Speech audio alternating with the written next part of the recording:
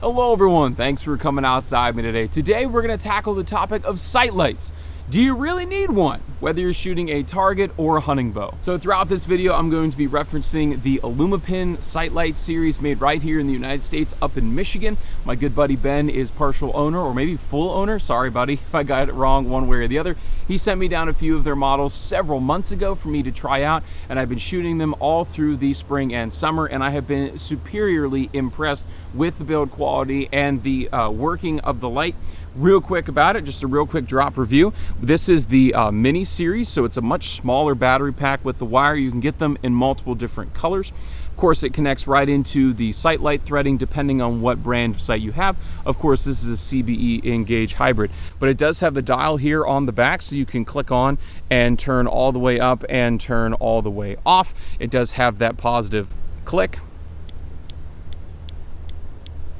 so I know when I'm turning it off and turning it on. The only bummer with it is it doesn't have an automatic off, because I am known to leave things on.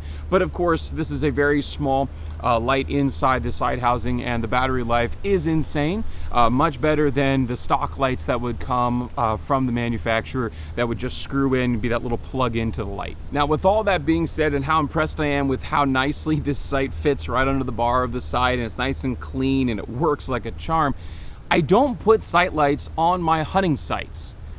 I know that seems kind of counterintuitive. You think, oh, well, you're hunting like close to dark or very early in the morning. You think you would want to brighten up your pins. But let's think about this a little bit. With the exception of ground blind hunters, and we'll get to you here in a little bit, you are in the situation that is all the ambient light that the target is in and that you are in.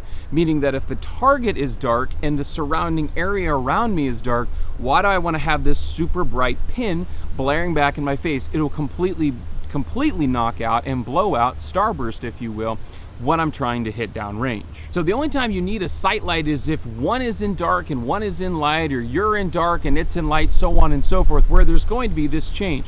So for example, I'm out here today. I'm standing under the shade of this beautiful maple tree, and I have my morel target here, which is also in the shade, but I have to shoot through light to get it. If I back up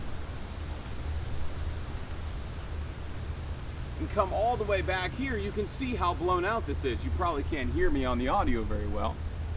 But now I'm out there in full sunlight, very bright pin situation if I don't know how to tone it down, and my target is in the dark. So this brings me to modern day sight build, and the CBE Engage hybrid is a perfect case. You can see here on top, this plastic is clear, it's just slightly opaque, which means that all of this fiber optic here that wraps in around the top and goes back into the pins is gathering all of the available light that is around it, which means right now when I hold this up, it is absolutely blaring. And even here in the shade, you can probably even see that it is absolutely blaring, even when I cover up the backside with my hand. I'm getting eaten alive out here. What this means, now circling back to the ground blind hunters, is when you are in that dark scenario and you've lost all the ambient light right at that end because you're in a dark ground blind, but you still have legal shooting light, that's where you shine with a light, pardon the pun. But you're going to need it because your pins have lost all the ambient light and you won't be able to see them on that more brightly lit target background.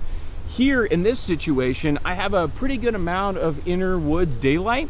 But let's say, for example, that I was really dark here under this shade and that target was in full sun. Shooting a green pin on a white dot on a morel big high roller down there, I would want to take this and I'd really want to crank this up. Really get that almost as hot as I can without it completely starbursting. Let's see if I can take a cold shot here. Woo! Snuck it in there. So you can run like a rheostat or some other way. I use gum bands, like wrist gum bands a lot of the time, to black out, or electrical tape to black out the tops or the front rings where all this ambient light is being gathered. If your sight's pins are too bright, they're starbursting, they're really overblowing. And that's really the case. A lot of sight lights now are actually overkill on hunting sites because they're building them with so much clear plastic windows, if you will, to allow all that fiber optic to get as much light as possible, so that way you can make the shot when it's getting towards that end of legal light, because it's gathering everything that's available to it because it's out and it's exposed. So in short, if you're a ground blind hunter, have a sight light. If you're going to shoot 3D and outdoor setting where you get these tunnels of light and dark, have a sight light. If you're a hunter and you're in the conditions of your critter, I don't see the need for a sight light. You have a dark critter with a bright pin. I even think in these dark light tunnels that you get in the middle of the day, early season, I think you still don't need it. So if you find out that your sight light is burnt out and you're a tree stand saddle hunter or something like that, don't panic. You're gonna be just fine. But if you're a ground blind guy or you're gonna be hitting the 3D course soon, might be a good idea to put one on. So that's all for this video. If you have any questions on the Illumapin sight light series, I will put their website down below. You can contact Ben and the gang. Like I said, the 2 models that they sent me are fantastically built. Really enjoy the quality and enjoy the ability to get my pin a little bit brighter when I need to downrange. If you have any questions just in general for me with archery, please follow links in the description below. Hit me up on Facebook, Instagram, send me an email, or even drop a comment on any of my videos. I try to get back to everybody as soon as I can. Hope you're able to get outside, enjoy the sport of archery hunting if you so choose. Definitely enjoy God's beautiful creation.